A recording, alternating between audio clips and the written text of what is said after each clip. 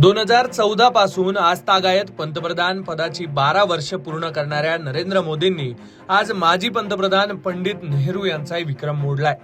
नरेंद्र मोदी यांच्या पंतप्रधान पदाच्या कारकिर्दीची 12 वर्ष अर्थातच तपपूर्ती 9 जून 2026 ला पूर्ण झाली आहे. देशाच्या इतिहासात सर्वाधिक काळ म्हणजेच 4399 दिवस सलग सेवा देणारे मोदी हे पहिलेच लोकनियुक्त पंतप्रधान ठरलेले आहेत. पंतप्रधान नरेंद्र मोदींनी या काळात देशासाठी अत्यंत धाडसी आणि महत्वाचे निर्णय घेतलेत. याच निर्णयांपैकी पंतप्रधान मोदींच्या 12 महत्वाच्या निर्णयांवर एक नजर टाकूयात. सत्तेत आल्यानंतर पंतप्रधान मोदींनी घेतलेला पहिला महत्वाचा निर्णय होता पंतप्रधान जनधन योजना, जो ऑगस्ट 2014 मध्ये घेण्यात आला. देशातील कोट्यवधी गरिबांना बँकिंग व्यवस्थेशी जोडण्यासाठी थेट लाभ हस्तांतरण अर्थातच डीबीटीच्या सोयीसह ही योजना सुरू करण्यात आली.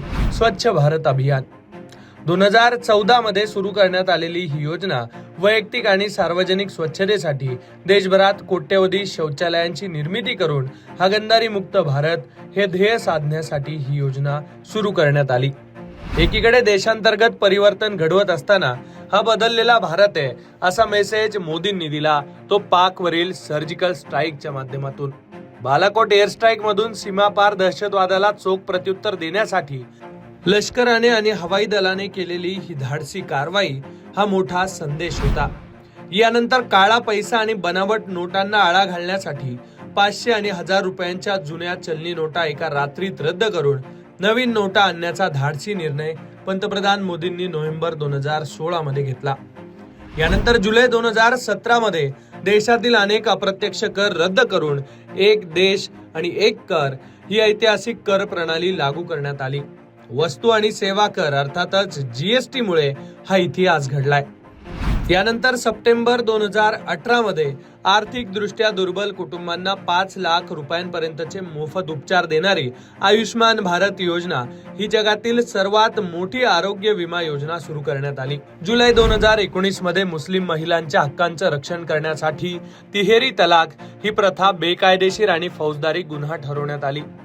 यानंतर ऑगस्ट 2019 मध्ये जम्मू काश्मीरला विशेष दर्जा देणारं कलम 370 हटवून त्याच जम्मू काश्मीरमध्ये लडाख आणि जम्मू काश्मीर अशा 2 केंद्रशासित प्रदेशांत विभाजन करण्यात आलं. नोव्हेंबर 2019 मध्ये सर्वोच्च न्यायालयाच्या ऐतिहासिक निकालानंतर अयोध्येत भव्य राम मंदिराच्या उभारणीला अधिकृत सुरुवात झाली. नागरिकत्व दुरुस्ती कायदा अर्थातच CAA बाबत निर्णय घेण्यात आला. शेजारील देशांमधील छळ सोसलेल्या धार्मिक अल्पसंख्याकांना भारतीय नागरिकत्व देण्याचा कायदा संमत करण्यात आला. यानंतर युनिफाईड पेमेंट्स इंटरफेसच्या अर्थातच UPIच्या माध्यमातून देशाच्या कानाकोपऱ्यात डिजिटल पेमेंट व्यवस्था मजबूत करण्यात आली. उत्पादनावर आधारित प्रोत्साहन योजना अर्थातच PLI योजना विस्तारित करण्यात आली. सेमीकंडक्टर, इलेक्ट्रॉनिक्स आणि संरक्षण क्षेत्रात भारताला आत्मनिर्भर आणि जागतिक उत्पादन केंद्र बनवण्यासाठी केलेली ही महत्वाची योजना ठरणार आहे. दरम्यान पंतप्रधान नरेंद्र मोदी यांनी Xवर पोस्ट करत 12 वर्षांच्या कारकिर्दीबाबत आपल्या भावना व्यक्त केल्या आहेत. गेली 12 वर्ष आमच्या सरकारची वाटचाल विश्वास, विकास आणि जनकल्याणाला समर्पित राहिली आहे. 140 कोटी देशवासियांच्या आशीर्वादानं आणि राष्ट्र प्रथम या भावनेनं प्रेरित होऊन युवक, महिला तसंच आपल्या शेतकरी बांधव भगिनींना सक्षम करण्यासाठी आम्ही कोणतीही कसर सोडलेली नाही. या अथक प्रयत्नांचेच फलित म्हणजे आज पायाभूत सुविधांपासून ते डिजिटल क्रांतीपर्यंत भारतानं जागतिक पातळीवर एक नवी ओळख निर्माण केली आहे. विकसित भारताच्या संकल्पपूर्तीसाठी आम्ही सेवा, सुशासन आणि समृद्धीच्या या मार्गावर अविरतपणे पुढे जात राहू, असं पंतप्रधान नरेंद्र मोदींनी म्हटलंय. नरेंद्र मोदींनी ऑक्टोबर 2001 ते मे 2014 या काळात गुजरातचे मुख्यमंत्री म्हणून काम केलंय. त्यानंतर ते आज तागायत देशाचे पंतप्रधान आहेत. मुख्यमंत्री आणि पंतप्रधान या दोन्ही पदांवरील त्यांचा एकत्रित कार्यकाळ हा 9000 दिवसांहून अधिक झालाय. भारतीय लोकशाहीतील दीर्घकालीन नेतृत्वाच्या दृष्टीनं हा एक महत्वाचा टप्पा मानला जातोय. दीर्घकाळ सत्तेत राहिल्यानंतर सत्ताविरोधी वातावरण निर्माण होणं सामान्य मानलं जातं, पण गुजरात आणि केंद्र या दोन्ही स्तरांवर मोदी यांनी सलग विजय मिळवत राजकीय वर्चस्व टिकवून ठेवलंय. गेल्या 12 वर्षांत भारतानं परराष्ट्र धोरण आणि संरक्षण क्षेत्रात लक्षणीय झेप घेत जागतिक पटलावर आपलं स्थान अधिक मजबूत केलंय. एकेकाळी आंतरराष्ट्रीय घडामोडींमध्ये मर्यादित भूमिका बजावणारा भारत आज जागतिक निर्णय प्रक्रियेत प्रभावी आवाज म्हणून उदयास आलेला आहे.